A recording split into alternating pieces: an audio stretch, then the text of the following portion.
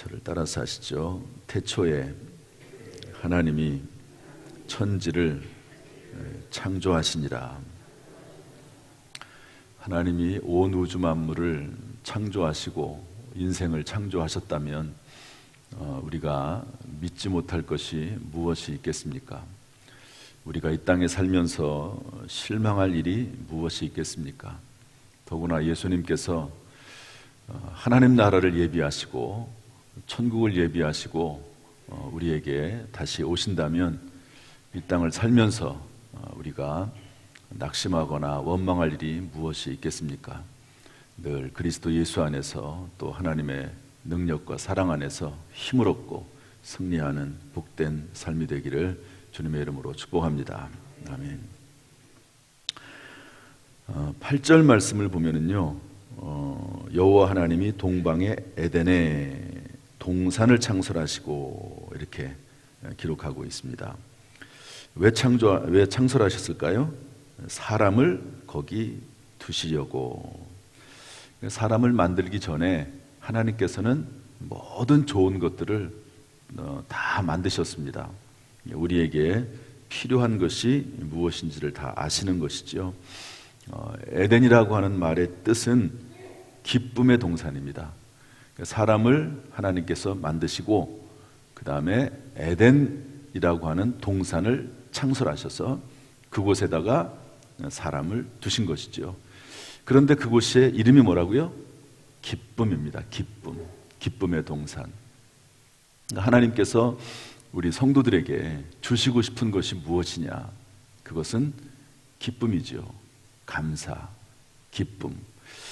하나님의 본 뜻입니다. 하나님의 거룩한 뜻이고 하나님의 진의죠. 그러니까 우리에게 때때로 힘든 일이 있고 어려운 일이 있다 할지라도 그것이 하나님의 진의가 아닙니다. 하나님께서는 결국에는 잘되게 하시고 기쁨을 주시고 또 선한 길로 인도하길 원하시는 것이 우리 아버지 하나님의 뜻인 줄로 믿습니다. 그리고 나서 이제 에덴에다가 이제 에덴에 두시고 사람들을 거기에서 살도록 하셨는데 에덴에는 나무가 있습니다. 세 종류의 나무가 있습니다. 하나는 아름답고 먹기에 좋은 나무들이죠. 나무들.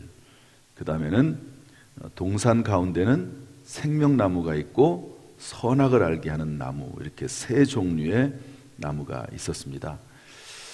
중요한 것은 동산나무, 동산 중앙에 있는 나무 하면 선악을 알게 하는 나무만 생각을 하는데 거기에는 영생하게 하는 나무도 있었다는 거죠. 그 영생하게 하는 나무를 따먹으면 어떻게 되는 거죠? 영생하는 겁니다. 하나님과 같이 영원한 생명을 소유할 수 있는 놀라운 일이 있게 되는 것이죠. 그런데 이제 나중에 나오지만 그 생명나무를 따먹으면 좋았을 텐데 하나님께서 하지 말라고 하는 그 선악을 알게 하는 나무를 굳이 따먹죠. 물론 이제 사탄 마귀, 뱀으로 위장한 사탄이 미혹하기 때문에 그렇긴 하지만 선악을 알게 하는 나무를 따먹습니다. 사람이 참 이 죄에 대한 호기심이라고 하는 게 있는 것 같아요. 죄에 대한 호기심. 굳이 그런 것들을 가질 필요가 없는데 사람들은 죄 짓는 것을 좋아하는 속성이 있습니다. 어쨌든 죄를 지음으로 말미암아 에덴 동산에서 결국에는 쫓겨나게 되지요. 그때 창세기 3장 22절을 보면 하나님께서 아담과 하와에게 나타나시고 그러면서 이제 뭐라고 말씀하시냐면 생명나무 열매도 따먹고 영생할까 하노라 이렇게 말씀하십니다. 에덴 동산에서 쫓아내신 이유가 뭐냐? 선악과를 따먹은 다음에 죄 지은 상태로 생명나무를 따먹으면 영생할까 하노라. 하나님께서 보시기에 영 아닌 것이죠. 죄 지은 상태로, 선한 상태로, 하나님의 은혜 가운데 거한 상태로 생명나무를 따먹으면 좋은데 죄 지은 상태로 영생할까 하노라 하는 것이 하나님의 마음입니다. 그래서 에덴 동산에서 쫓아내죠. 그 이유는 죄악 가운데서 죽지 않게 하기 위한 하나님의 은혜입니다. 어떤 분이 이런 책을 썼어요. 내 뜻대로 되지 않은 것이 축복이다, 큰 은혜다, 이런 책을 썼습니다. 그러니까 내 뜻대로 다 되면 좋겠지만 어떤 경우에는 내가 내 뜻대로 안 되는 것, 내가 불편한 상태로 있는 것, 또 그런 상황으로 들어가는 것, 이것이 어떤 면에서 하나님의 축복의 과정일 수도 있다. 또 하나님께서 우리를 선하게 인도하시는 과정일 수도 있다는 거죠. 여기 죄 때문은 아니지만 요셉 같은 경우는 하나님께서 그를 형들의 손에 팔려가지고 애굽에 들어가서 종살이 옥살이 하게 하죠. 왜 하나님께서 아무런 잘못도 없는, 전혀 없다고는 할 수 없지만 어쨌든 그렇게까지 고통을 당할 필요가 없었던, 고통을 당할 이유가 없었던 요셉을 왜 끌어내가지고 애굽으로 보내서 종살이하고 옥살이하고 13년 동안 그 모진 고생을 시키셨을까? 그 이유를 따져보면 결론적으로 보면 하나님의 계획이 있고 뜻이 있어서 더 잘되게 하시려고 하는 하나님의 계획이 있는 것이죠. 그래서 내 뜻대로 다 되는 것이 아닙니다. 하나님의 선한 계획과 섭리가 있는 것이죠. 여러분, 이 사실을 믿으시고 혹시 내 뜻대로 되지 않는 일이 있다 할지라도 하나님의 뜻 안에서 우리가 마음을 잘 추스리고 오히려 더 감사하는 가운데 모든 일이 더 잘 되고 크게 잘 되는 역사가 있기를 주님의 이름으로 축복합니다. 10절부터 14절은 이제 동산 중앙에 나와 있는 내 근원, 강에 대한 이야기가 나옵니다. 비손, 기혼, 힛데겔, 유브라데, 이런 강인데요. 여러분, 강이 주는 의미는 뭘까요? 동산 강이 에덴에서부터 흘러나와, 에덴에서부터 흘러나와서 동산을 적시고 갈라져서 내 근원이 됐다. 이 강의 의미는 뭘까? 그것은 한마디로 말하면 풍성함입니다. 그러니까 에덴 동산의 이름 자체가 기쁨이죠. 그런데 또 강이 에덴에서부터 흘러나와서 내 근원을 이루는 이 강의 의미는 풍성함입니다. 그래가지고 여기 비손, 이런 기혼, 힛데겔, 유브라데, 이런 그 강들의 모습이라든지 이런 형태라든지 또 소산물이라든지 이런 것들을 근거로 해가지고 도대체 에덴 동산이 어디 있었을까, 이렇게 이제 추정을 하기도 해요. 여러분, 에덴 동산이 어디 있었을까요? 분명 있기는 있었을 거 아니에요. 그래서 이렇게 강이 서로 이렇게 흘러나오고, 물론 이제 네 개의 강이 다 있지는 않지만 그것을 이렇게 분석을 해본 결과 터키 쪽에 있는 어떤 지역이다. 지금은 튀르키라고 이름을 바꿨죠. 그렇게 이야기해 보긴 하지만 워낙 시간이 많이 지나고 또 지형도 많이 바뀌고 또 이 창세기 이후에 얼마나 많은 대변화가 있었습니까? 빙하기 시대도 왔을 터이고 여러 가지 일들이 있었을 겁니다. 그래서 정확하지는 못하지만 그러나 아마도 그 지역일 것이다, 이렇게 판단을 합니다. 어쨌든 이 4대 강이 주는 의미는 풍성함입니다. 그리고 인류 문명 역사는 항상 강을 중심으로 해서 발전해 왔습니다.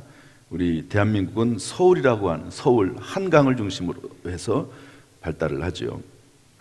이집트는 나일강, 중국은 황하강, 인도는 겐지스강이라는 강들이 있어가지고요.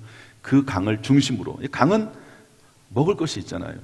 강 주변에는 나무들이 자랄 수가 있고 농사를 할 수가 있고 강 안에는 물고기들이 있고, 그러니까 늘 이 강이라고 하는 것은 풍성함을 의미하고 있습니다.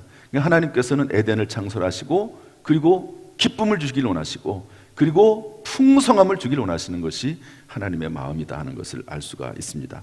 그래서 요한복음 10장 10절 말씀 보면 내가 온 것은 양으로 생명을 얻게 하고 더 풍성히 얻게 하려는 것이라.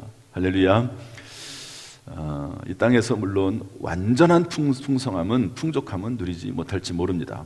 그러나 하나님의 마음은 늘 예수 믿는 사람들이 그 마음이 풍성하고 마음이 기쁘고 마음이 따뜻하고 그 인생이 윤택하고 그리고 살아나가는 동안 꾸이는 삶이 아니라 꾸어주는 삶을 살기를 원하시고, 그리고 이런 삶을 살게 하시다가 그리고 영원한 나라, 하나님 나라 천국을 예비하신 것이 하나님의 마음이고 하나님의 뜻이고 하나님의 계획인 줄로 믿습니다.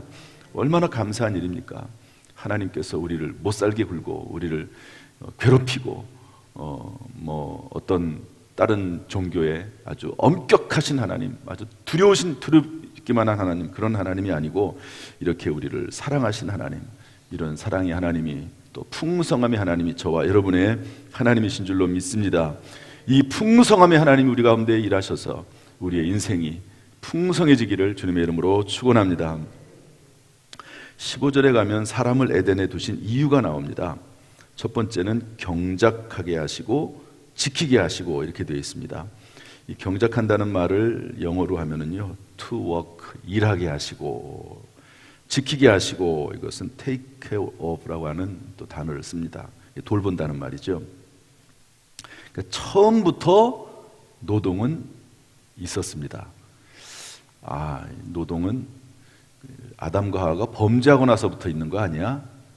왜냐하면 아담에게 준 벌이 이 땅에 땀을 흘려야지만이 먹고 산다고 그랬잖아요. 그러니까 노동이 그때 생긴 거 아니야? 그런데 그게 아니고 처음부터 에덴 동산을 창설할 때부터 노동은 있었습니다. 근데 이때의 노동은 먹고 살기 위해서, 땅이 저주를 받아서 소산물을 내지 않기 때문에 막 정말 애써야 되는 그런 노동이 아니고, 먹고 살기 위해서 어쩔 수 없이 하는 그런 노동이 아니고, 워낙 풍족하니까요. 씨만 뿌려놔도, 던지기만 해놔도 열매가 맺고 싹이 나고 풍성한 음식을 먹을 수 있는 그런 경작지였는데, 죄가 들어온 이유는 그런 것들이 다 사라졌다는 거죠. 그리고 나서 이제는 그런 것들을 그냥 돌보기만 하면 되는 거예요. 여러분, 어떤 분들은 보면 작은 텃밭 하나 돌보는 것도 얼마나 즐거워합니까? 이게 노동을 하고 또 돌본다고 하는 것이, 이게 결코 이 에덴 동산 같은 상황 속에서는 결코 안 좋은 게 아니죠. 이게 즐거운 겁니다. 기쁜 겁니다. 지금은 일하는 것 자체가 수고스럽죠. 얼마나 수고스럽습니까? 먹고 산다는 자체가 수고예요. 물론 일을 하면서 얻는 보람도 있지만 얼마나 피곤합니까? 여러분, 오늘 이 새벽에 나올 때, 새벽에 나오는 교회에 나와서, 기도에 나와서 기도하고 말씀 듣는 즐거움도 있지만, 새벽에 일어나면서 피곤하지 않은 사람이 누가 있어요? 한번 손 좀 들어보세요. 나는 새벽에 일어날 때 전혀 피곤하지 않고 날아갈 듯한 마음을 가지고 날아온다. 주일, 특별히 월요일 같은 경우는 제가 힘든 날이거든요. 주일날 하루 종일 이런저런 일, 설교도 하고 사람도 만나고 이런저런 일을 합니다. 월요일 날은 피곤한 날이에요. 제일 아침에 일어나면. 그럼 온몸이 힘이 들죠. 그래서 어떤 교회는 월요일 날을 담임 목사가 쉬는 경우도 있어요. 부교육자들에게 시키고. 그런데 저는 월요일 날은 안 쉽니다. 힘들어도. 왜냐하면 성도들이 월요일 날 나오잖아요. 그리고 한 주간에 어떻게 보면 새벽 기도가 처음 시작하는 날이잖아요. 이 날을 빠질 수가 없어요. 이 날을, 제 양심상 이 날을 빠질 수가 없어요. 다 성도들도 힘들어 나오고 부교육자들도 힘들 텐데 이 날은 빠질 수가 없는 거예요. 그리고 한 주간의 첫 번째 날이고, 그리고 이제 화요일이나 목요일은 제가 우리 부교육자들 또 설교를 해야 되니까 저는 제가 빠진 적이 없습니다. 제가 당진에 있지 않는 한 부교육자들이 설교를 해도 빠지지를 않습니다. 뒤에 앉아 있죠.